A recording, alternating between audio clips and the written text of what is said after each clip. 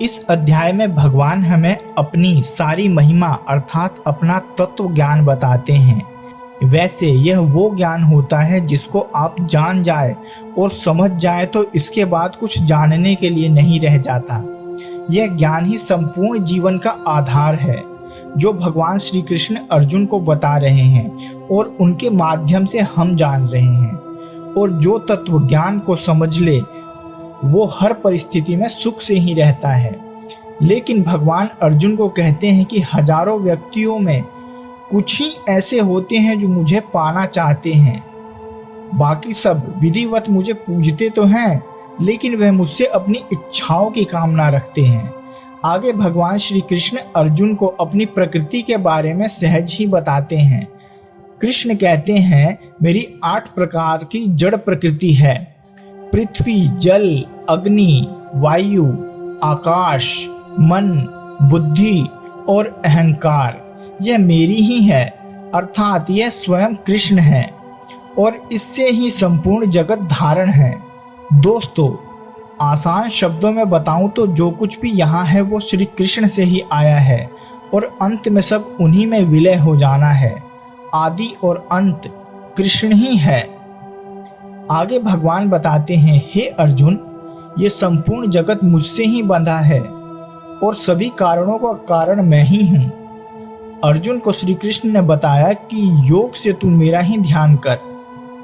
हे अर्जुन, जल में रस मैं हूँ, चंद्र और सूर्य में प्रकाश मैं हूँ।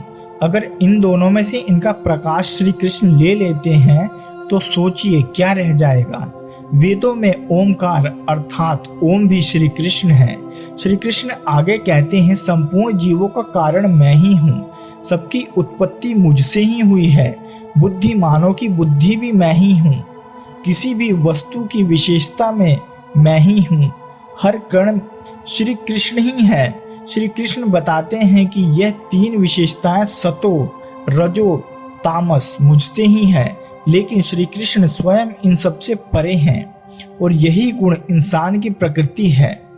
लेकिन वो कहते हैं जो योगी होते हैं, मुझे जान लेते हैं, वो इनके चक्र से बाहर हो जाते हैं। दोस्तों, ये तीनों गुणों से ही हमारे अंदर लालच, क्रोध जैसे विकार होते हैं। इन्हीं से होती है माया की उत्पत्ति, जिससे हर कोई बच नहीं पाता। बचते हैं तो सिर्फ श्री कृष्ण भक्त। अगर इन 3 गुणों के परे हम जाएं, तो ही हम श्री कृष्ण को जान सकते हैं, क्योंकि ये गुण तो श्री कृष्ण से हैं और वे इन गुणों से परे हैं। श्री कृष्ण बताते हैं आप जिसे भी पूजें, मैं वचन देता हूँ उस देवता से फल की प्राप्ति मैं ही करवाऊंगा और उनकी भक्ति में श्रद्धा स्थिर भी मैं ही करूँगा। यहाँ भी श्री कृष्ण बता रहे हैं मैं अजन्मा हूँ, मैं अपनी योग माया से प्रकट होता हूँ, मैं अविनाशी हूँ, मेरा ना आदि है ना अंत। इसलिए मित्रों, अज्ञानी लोगों से मित्रता रखेंगे तो आप हमेशा गलत ही दिशा चुनेंगे। अब चुनना आपको है, सही या गलत।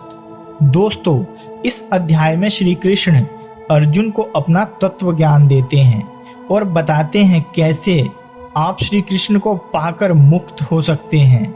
इसमें श्री कृष्ण भक्ति को तो बता रहे हैं, लेकिन इसका अर्थ यह बिल्कुल नहीं है कि आप घर बार छोड़कर संन्यास में लग जाओ, क्योंकि इसे वो ढोंग मानते हैं, अर्थात आपको कर्म ही करना है।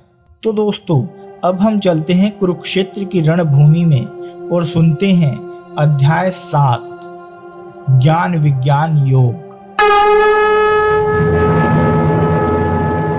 श्री कृष्ण ने कहा, हे प्रथापुत्र, अब सुनो कि तुम किस तरह मेरी भावना से पूर्ण होकर और मन को मुझ में आसक्त करके योगाभ्यास करते हुए मुझे पूर्णतः संशय रहित जान सकते हो। अब मैं तुमसे पूर्ण रूप से व्यवहारिक तथा दिव्य ज्ञान कहूँगा। इसे जान लेने पर तुम्हें जानने के लिए और कुछ भी शेष नहीं रहेगा। कई हजार मनुष्यों में से कोई एक सिद्धि के लिए प्रयत्नशील होता है और इस तरह सिद्धि प्राप्त करने वाले में से विरला ही कोई मुझे वास्तव में जान पाता है। पृथ्वी, जल, अग्नि, वायु, आकाश, मन, बुद्धि तथा अहंकार ये 8 प्रकार के विभक्त मेरी भिन्न प्रकृतियां हैं। हे महाबाहु अर्जुन, इनके अतिरिक्त मेरी एक अन्य पराशक्ति है जो उन जीवों से युक्त है जो इस भौतिक अपरा प्रकृति के साधनों का विदोहन कर रहे हैं। सारे प्राणियों का उद्गम इन दोनों शक्तियों में है। इस जगत में जो कुछ भी भौतिक तथा आध्यात्मिक है उसकी उत्पत्ति तथा प्रलय मुझे ही जानो। हे धनंजय, मुझसे श्रेष्ठ कोई सत्य नहीं। जिस प्रकार मोती धागे में गुथे रहते हैं उसी प्रकार सब कुछ मुझ पर ही आश्रित है। हे कुंती पुत्र, मैं जल का स्वाद हूँ, सूर्य तथा चंद्रमा का प्रकाश हूँ, वैदिक मंत्रों में ओमकार हूँ, आकाश में ध्वनि हूँ तथा मनुष्य में सामर्थ्य हूँ। मैं पृथ्वी की आद्य सुगंध और अग्नि की ऊष्मा हूँ। मैं समस्त जीवों का जीवन तथा तपस्वियों का तप हूँ। हे पृथापुत्र, यह जान लो कि मैं ही समस्त जीवों का आदि बीज हूँ, बुद्धिमानों की बुद्धि तथा समस्त तेजस्वी पुरुषों का तेज हूँ। मैं बलवानों का कामनाओं तथा इच्छा से रहित बल हूँ। हे भरत श्रेष्ठ, मैं वह काम हूँ जो धर्म के विरुद्ध नहीं है। तुम जान लो कि मेरी शक्ति द्वारा सारे गुण प्रकट होते हैं, चाहे वे सतोगुण हो, रजोगुण हो या तमोगुण हो। एक प्रकार से मैं सब कुछ हूँ, किंतु हूँ स्वतंत्र।